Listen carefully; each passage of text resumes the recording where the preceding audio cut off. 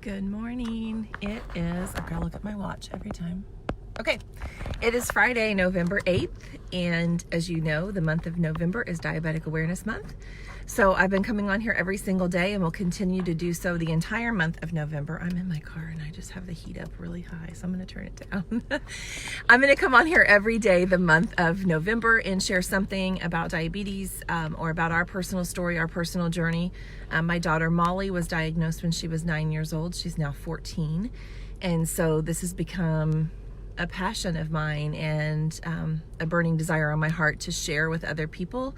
And my hope in sharing is that Molly's world will be met with more understanding and compassion. So today I wanted to talk briefly about lows.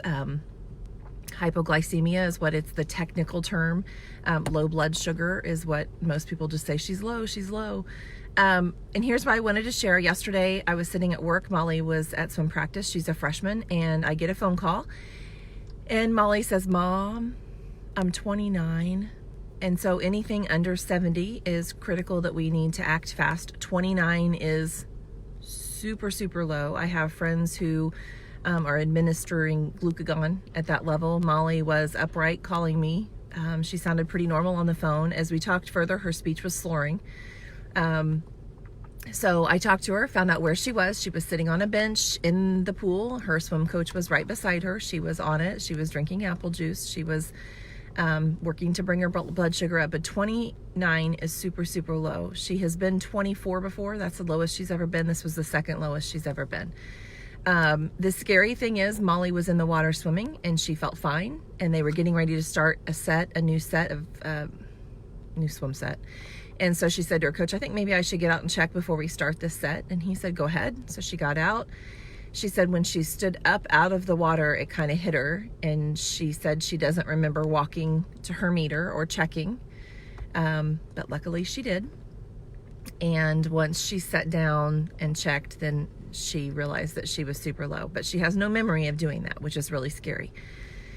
So, signs of low blood sugar. Low blood sugar is often confused with people that are adults. People like police think they're drunk. So think of those kind of symptoms, slurred speech, slow motion. Like Molly kind of goes into slow motion. Like I'll tell her to drink and she like brings a cup up really, really slowly. Sweaty, shaky, pale. They lose color sometimes. They get nauseous. I'm trying to think of what some of the other erratic behavior, the slurred speech. So if you can kind of imagine, like lots of times, if an adult is pulled over and they're having low blood sugar, a police officer, if they're driving erratic, low blood sugar, police often think they're drunk, and they're not. So the signs are different for everybody. For Molly's predominant signs when she's low is she feels shaky, kind of clammy. She lost the color in her face yesterday. She wasn't thinking very clearly. So those were some of the signs she experienced yesterday. What I want you to know, I don't expect you to memorize the signs of a low blood sugar or what to look for. But here is the key with diabetics, and especially with children, with anybody who's a type 1 diabetic. If their behavior is not normal in any way, whether it be, they're really, really pale, their speech is slurred, whether they are over anxious, that's a sign of being high, and they're keyed up. If they're grumpy, if they're bitey, if they're like crying for no reason, any behavior that you notice that is not normal, always assume diabetes first. So I tell people all the time, if you see Molly and she's not acting herself, ask her to check her blood sugar. Now listen, sometimes she's just being a turkey. Sometimes she's being a teenager and she has a cruddy attitude. That's okay. Let's check blood sugar first and we'll deal with the behavior second if that's it.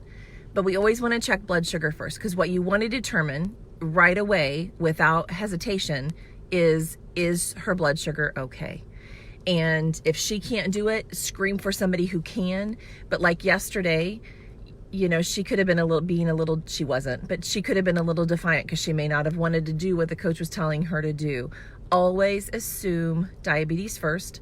Have her check her blood sugar, ask somebody close by to check her blood sugar, scream for help, check that first, then deal with the behavior. Because the problem is if you deal with the behavior first, you might be missing the signs of a low blood sugar or high blood sugar. So just a tip, if you know anybody in your life that is a type 1 diabetic, always, always, always, when behavior is different or sporadic, assume diabetes first, check that, then deal with the rest of it.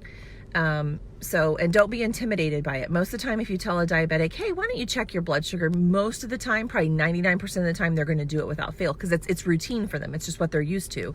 So even if they're not absolutely clear in their mind, they're probably going to be compliant because that's what their life is checking their blood sugar. That's what they do over and over and over again. So I will show you here soon, maybe tomorrow even, I will show you how to check somebody's blood sugar.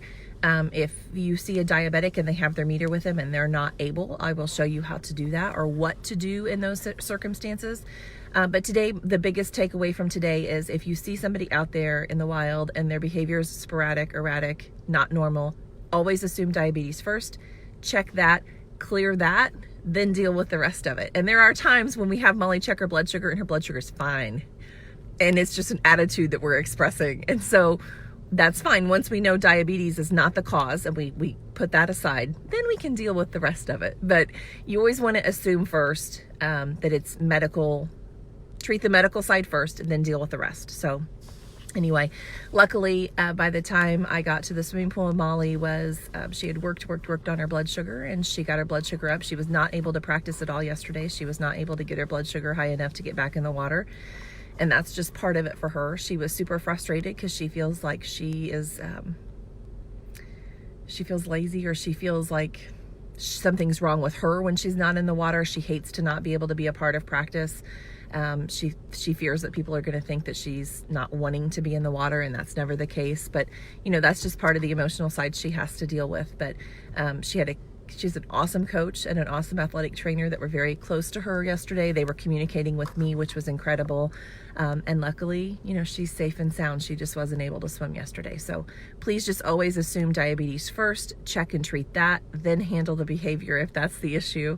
And I just ask that you continue to fight with us until type 1 is type none. And I will see you guys. I'll see you tomorrow. Have a great Friday. Yay for Friday.